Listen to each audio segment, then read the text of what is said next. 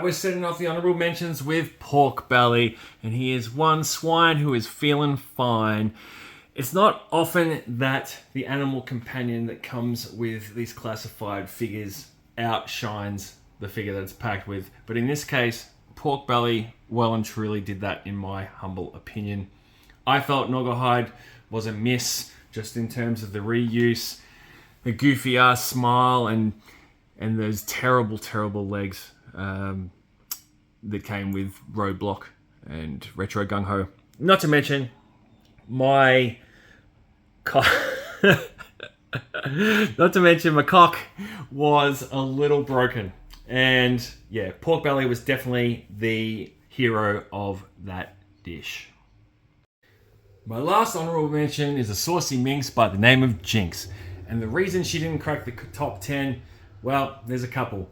One, the lack of an ab crunch made it somewhat challenging to get her in good poses, although you can see that she does balance well and she can be posed in other martial arts positions. She sort of lacks a little bit in that department. Yes, you get an alternate head, which is the more classic masked Jinx sculpt. You get her traditional weapon, whatever you want to call it, and you get one sword and a second set of hands. All cool, but just not enough for me to really, sort of hit home in the top 10. Another thing I'd note, I can't turn this on without her falling over. That's why she's in this static pose. But the tattoo on her arm, look, some people liked it, some people didn't. She's probably not going to stand up now. Yeah, let's see. I could be here all day, folks. Plonk.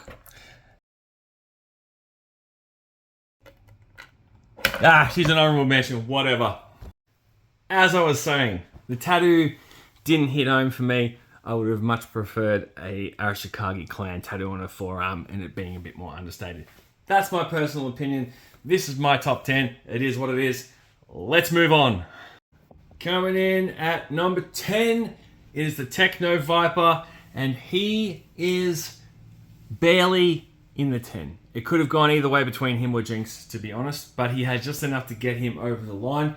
His bold design that harkens back to the original, it's hard to not like that. The purple and black, of course, being iconic for this character, and it just pops when it's on the shelf and in the collection. It does have a couple of other pros. The handgun was a nice addition for a character that was always kind of like his only equipment were tools. And obviously the wrist display, which I don't have on this figure at the moment, it's in the accessory box, was a nice little nod. You put it under light and it gets a bit of a glowing effect and whatnot. However, the one hose that's included with it isn't quite long enough for the backpack to the gun, and it does pop off, which is problematic. I also think the tools are too small for his hands. They're almost the same size as the vintage figure or the modern version, and that's a bit whack. So that's why he's number 10, and that's all to say on that front. Coming in at number 9, it was Beachhead, and Hasbro certainly didn't shit the bed when they dropped this figure on us. He was one of my most successful reviews this year. People were clamoring for him, and it makes sense because he was pretty much a home run. It was true to form retro. It made up for the fact that a lot of people who might not have been collecting the line when the Cobra Island Beachhead came out couldn't get that one due to the price being a little bit higher, whatnot, and availability and all that sort of jazz. So he filled that gap adequately for those people, and of course for the vintage fans who love this character. My only negative aspect to it, the backpack sort of falls off if you're fiddle-assing around with the figure, and the SMG they packed in with, it wasn't great, and we've seen it time and again, and it isn't great. So I've given him this Gridiron Studios M4. It is in that nice grey, and I think it makes the character pop even more so. So that is number 9, Beachhead. Coming in at number 8, and feast your peepers on these Night Creepers. The Night Creeper hit the line, and I was pretty pumped for it. Although my first one had a bit of a bodgy backpack, the subsequent two that I bought didn't. So that issue aside, there wasn't a lot to fault about this release. You've got multiple looks in terms of the two heads. You've got the classic look, but they've classified it up a fraction, not a lot, but enough. And obviously, the modern take on this is something we never had with the original Night Creeper. Plethora of weapons, from the crossbow down to the swords and the daggers, not to mention the alternate hands for the throwing star and the pointed climbing hand. So that's the Night Creeper at number 8. At number 7, it is the IG Bat, and that is that. Sure, the reuse is off the charts, but the striking design of this figure in the red, the black, and the gold just made it pop for me, and I was pleasantly surprised when I got it in hand. I've only got the one, I kind of want a couple more, but haven't got to that stage as yet. Not a lot to say about it, other than that, it is a true builder, yes, and we've seen a multitude of bats prior, but this one just stands out. There's just something different about it, and I'm a person who loves the classic orange and black bats. I have more of those than any other classified figure that I own. So that is number 7, the IG Bat. He's definitely not the dregs, it is Crazy Legs. And let me tell you, I was actually surprised that he was going to crack my top 10 over the Night Force ripcord that came with the Dragonfly. I honestly had high hopes for that ripcord, but it reminds me too much of the Halo Jumper, and we got the Halo Jumper first, and I think that was a mistake on Hasbro's behalf. All the reuse in that kind of gives Crazy Legs the upper hand. You've got that nice quilted classic look to the figure. Different backpack to what comes with Ripcord and the Halo Jumper, which is the parachute pack with no parachute in it. He has the helmet, he has the goggles, he has the rigger hat, and he has the other pair of goggles that go over the helmet. Not to mention, he comes with a knife, which is kind of important for a parachutist. Ripcord doesn't come with one. And then there's the newly sculpted SMG with the foldable stock, which of course harkens back to the original figure. So yeah, it was an easy inclusion at number 6 for this spot, and that is Crazy Legs. 5. At number 5, it's this guy. What's his name again? Xander. That's right, it is Xander. Now listen, you're probably thinking, but Adam, you might be suffering from a little bit of recency bias with this pick for number 5. Guess what? You're wrong.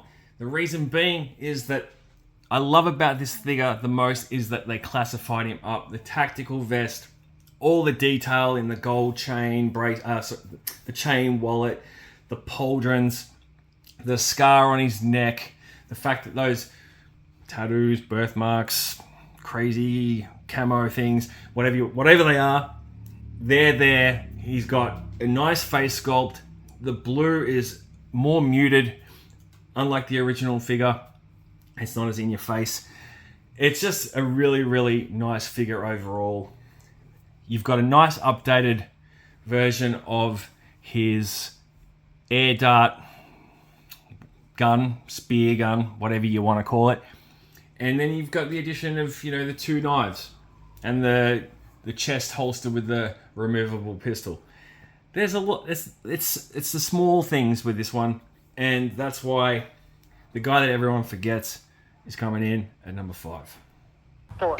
Coming in at number 4, it is Wreckage, and he didn't disappoint.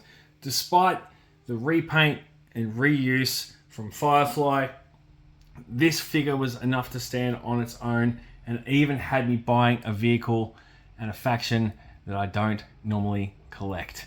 That is Tiger Force. I've got no time for it. You'll barely see a Tiger Force figure in my entire collection. About the only one who you might even be able to see down here is Tiger Force Duke. And that is it. He's the only other one. Now, the good things about this character, we got him into the line. He was a character that I was waiting for. The homage to Sabretooth with the face deco on the mask is a chef's kiss. The ab crunch, not faulty on mine, like that notoriously was for that Firefly release, so that was a bonus. And you get all the stuff that you got with Firefly, but it's done in a brown deco. Sure, I don't like that SMG, and as you can see here, I've kitted him out with a stockless AK, and I think it fits the brown, orange, and tan vibes that the figure's got going on. And that is number 4, Wreckage. 3. Coming in at the number 3 slot, it is none other than Retro Scarlet. I didn't think I'd have a retro figure this high in the top 10, but here we are, and there's many a good reason for that, and you can see it pretty much in front of you. Easily the best looking version of Scarlet we've ever had in toy form. From the 3 3/4 line to the vintage line to the early classified figures and everything else in between, they have nailed the likeness of Scarlet. You get with this her trademark crossbow with removable bolts that can fit into the holder on her hip. There's another name for that holder. I can't remember it right now. It'll come to me after I finish doing this goddamn review. It's not a review, it's a top 10 Adam. You know what I mean. Anyway, she also comes with a sidearm, which you can see there in her left hand, a knife that fits in the sheath there, and not one, but 2 long guns in the M16 and the XMLR that attaches to the backpack. Negatives to this figure, she doesn't stand great without the stand. Those feet are pretty crapola. There is nowhere to holster the sidearm. That's a small gripe. And the crossbow probably could have done with being 1 molded piece instead of 2, because it can be a little sort of flimsy and falls apart. But other than that, Retro Scarlet, I think, is deserving of this spot. And you know what? I'm even forgetting the fact that she comes with an extra ponytail and a set of hands. So the value for money with this figure was there, and they nailed it, and that is why she is my pick in the top 10 at number 3. 2. Coming in at number 2, what's up, Doc? Can we rock? Yes, we can. Many people, myself included, were rocking with Doc in their top 10s this year. And again, it's many a good reason why. Like, look at the figure and everything that is attached to this character. It was classified up in one of the best ways possible that we've seen in the existence of the line. You had the foldable stretcher that could be worn on his back. You had the modernized flare gun, which replaced the flare launcher from the vintage figure. He has a taser on his leg. The removable helmet that actually took the existing helmet from the vintage figure and applied paint apps to the pill bottles, which was something that people missed on the vintage figure and never even noticed it. And then you've got the removable glasses that sit on his face flush, and they are see-through. Not to mention the modular webbing that he has, and obviously, as you can see, he can hold, and it can be switched around. You know, you can put things on the back when he's not having the stretcher on his back, and so on and so forth. The reuse is there, of course, in the actual figure itself, in terms of the shipwreck legs. But it's perfect. It suits the aesthetic of this character, and this is why, you know, all in all, he is my number 2 in my top 10 this year. And in the number 1 spot, it is none other than Road Pig. And look at him in all his glory. A controversial figure in terms of the head sculpts, which you got essentially 3 if you include the masthead for the figure. If you didn't like the face, you could, of course, put that on, or you could put the other mask on that you see on his head. Added to that, you got his classic cinder block hammer. You got a meat hook.